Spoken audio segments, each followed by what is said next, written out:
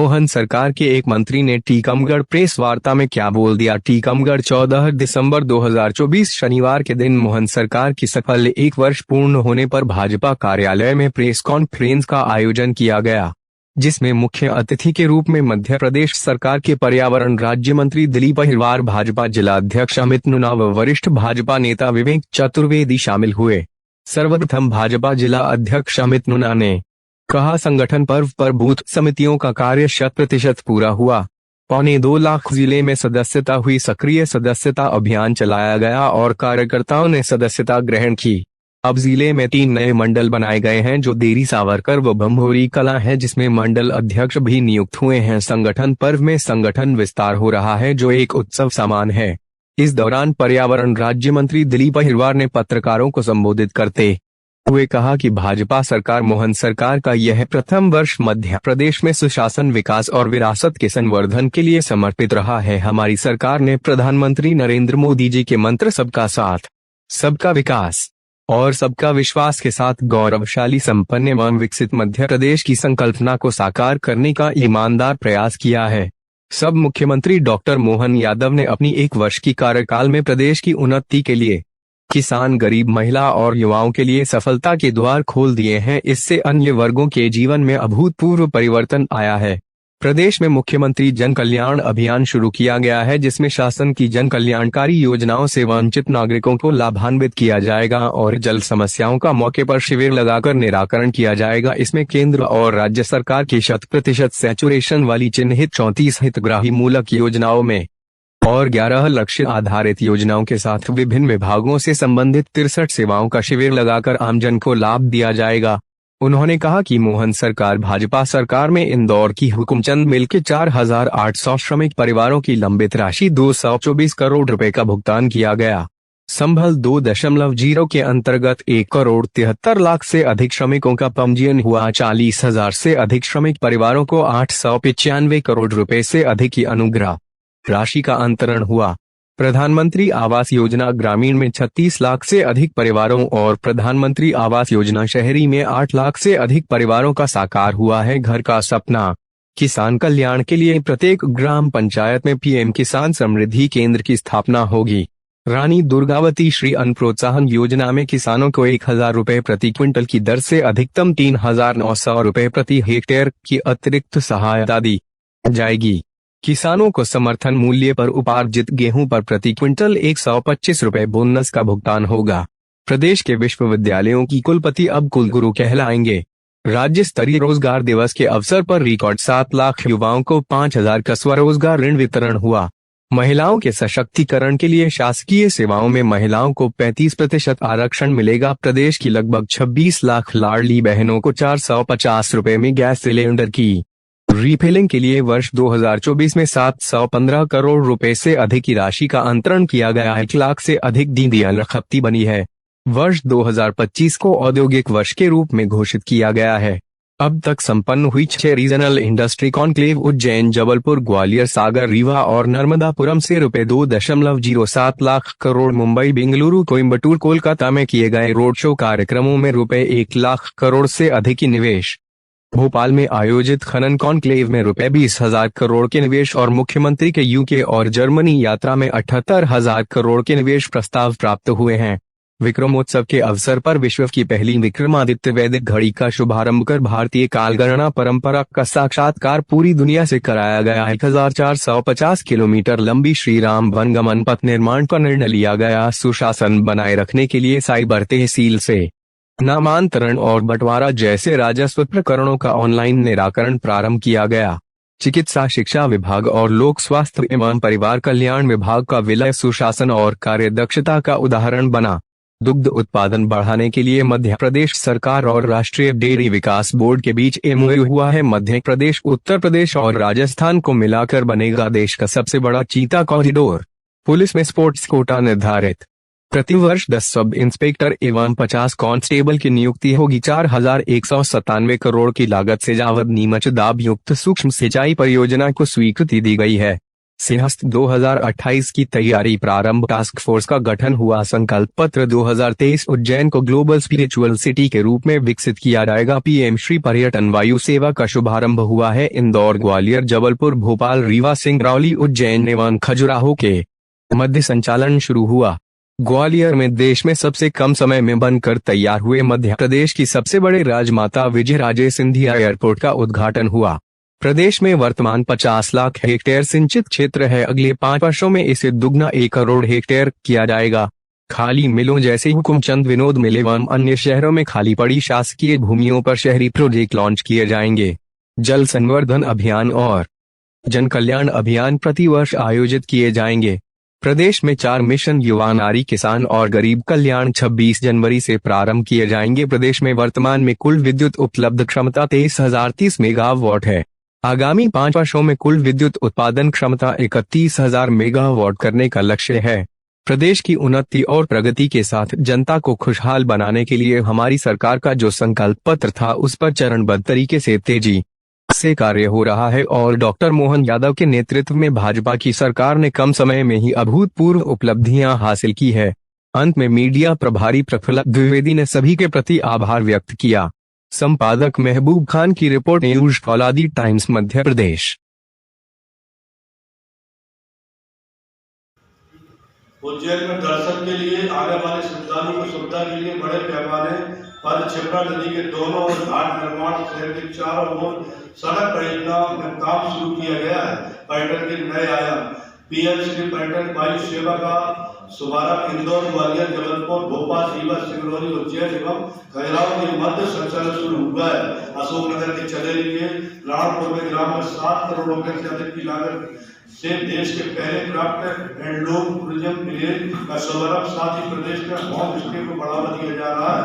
पर्यटन क्षेत्र में विस्तृत किया महिला सशक्तिकरण का उदाहरण पचमढ़ी के अमलतास होटल में रसोइयों से लेकर स्वागत करता एवं सभी जिम्मेदारियों महिला स्टाफ संभालेगा।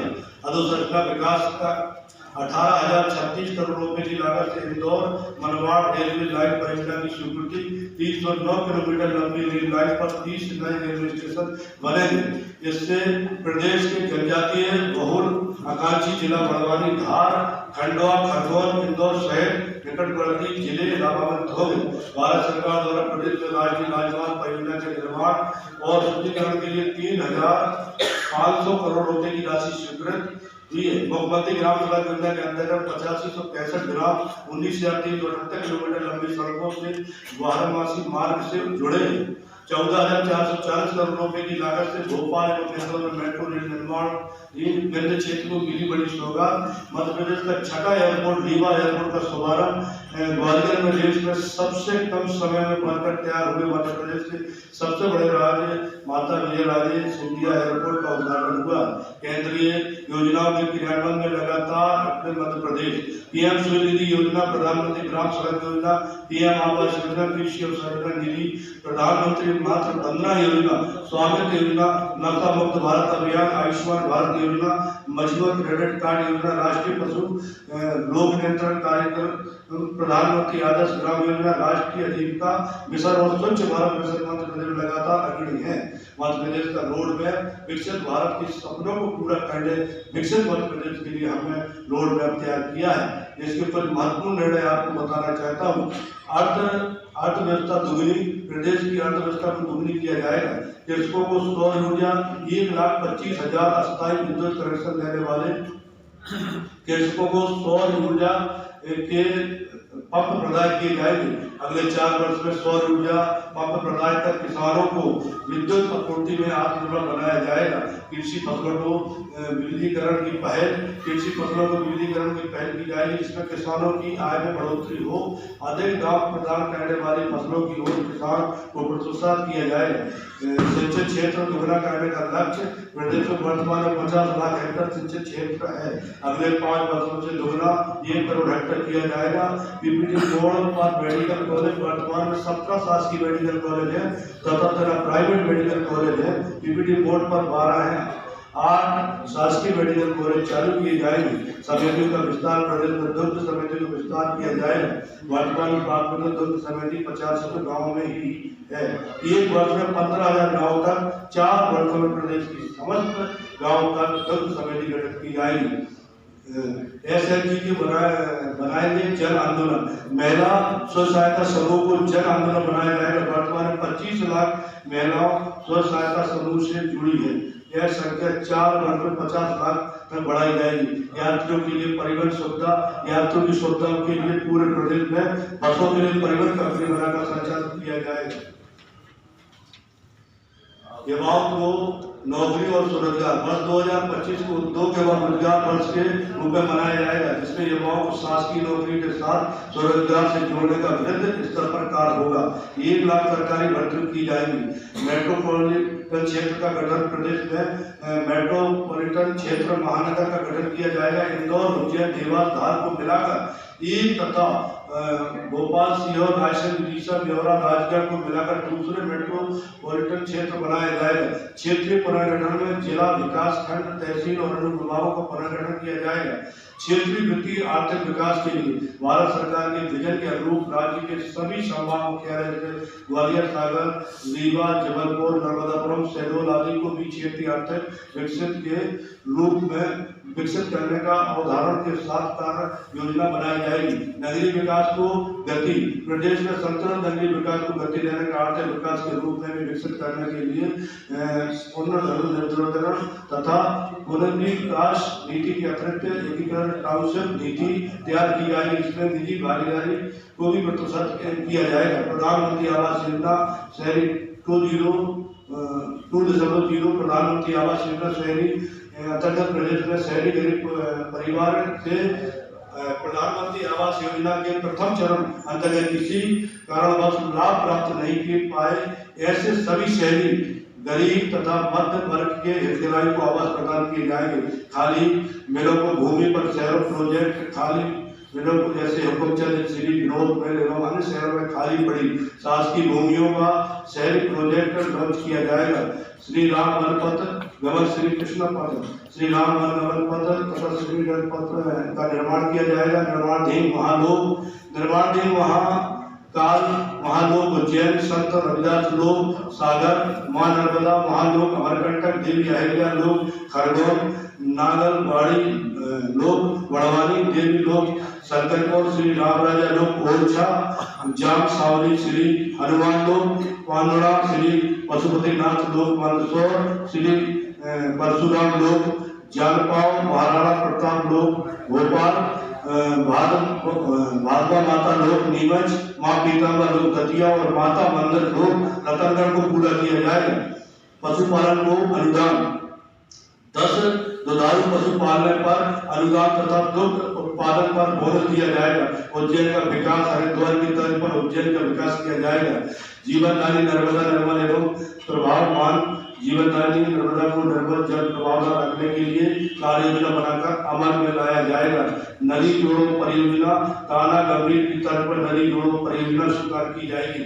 गौशाला का संचालन। प्रदेश की सभी गौशालाओं को सुचारू संचालित किया जाएगा। जल संवर्धन जल कल्याण अभियान प्रतिवर्ष आयोजित किए जाएंगे। नक्सल मुक्त प्रदेश। प्रदेश का नक्सल मुक्त प्रदेश किया जाएगा। सर्व वर्ग का विकास मिशन। प्रदेश में 4 मिशन युवा नगरी किसान युवा नारी किसान और गरीब कल्याण 26 जनवरी से प्रारंभ किए जाएंगे। विद्युत उत्पादन में बढ़ोतरी। प्रदेश में वर्तमान में कुल विद्युत उपलब्ध क्षमता 23,030 मेगावाट है। आगामी 5 वर्षों में कुल विद्युत उत्पादन क्षमता 21,000 मेगावाट होगी। अंत में प्रदेश की उन्नति और प्रगति के साथ जनता को खुशहाल बनाने के लिए हमारी सरकार का जो संकल्प पत्र था उस पर चरणबद्ध तरीके से तेजी से कार्य हो रहा है। प्रदेश को विकास और जनता के हित में तय किए गए 456 संकल्पों में 1 साल के अंदर 45 संकल्प पूरे किए जा चुके हैं और 268 संकल्प और तेजी से कार्य चल रहा है। आगे आने वाली 4 वर्ष में हम एक संकल्प पूरा करेंगे। डॉक्टर मोहन यादव जी के नेतृत्व में भाजपा की सरकार ने कम समय में ही अभूतपूर्व उपलब्धियां हासिल की हैं। अंत्योदय यानी समाज की अंतर व्यक्ति का कल्याण हमारा लक्ष्य है। इस लक्ष्य की प्राप्ति के लिए हमारी सरकार अपनी जन कल्याणकारी योजनाओं के माध्यम से जन जन के जीवन में प्रोत्साहन लाने के लिए निरंतर आगे बढ़ते रहेगी। प्रदेश सरकार का यह एक वर्ष मध्य प्रदेश के विकसित, गौरवशाली और वैभवशाली, संपन्न और समृद्ध बनाने के अभियान में मील का पत्थर साबित होगा। जैसे कि आपको पता है कि 11 तारीख से 26 तारीख तक हमारी योजना जो हमारे एक वर्ष अब तक पूर्ण हुए हैं, वो जन कल्याणकारी योजना पर्व को लेकर हम गाँव में जा रहे हैं। निश्चित रूप से हमारी जो सरकार मध्य प्रदेश की है, आदरणीय मुख्यमंत्री माननीय डॉक्टर मोहन यादव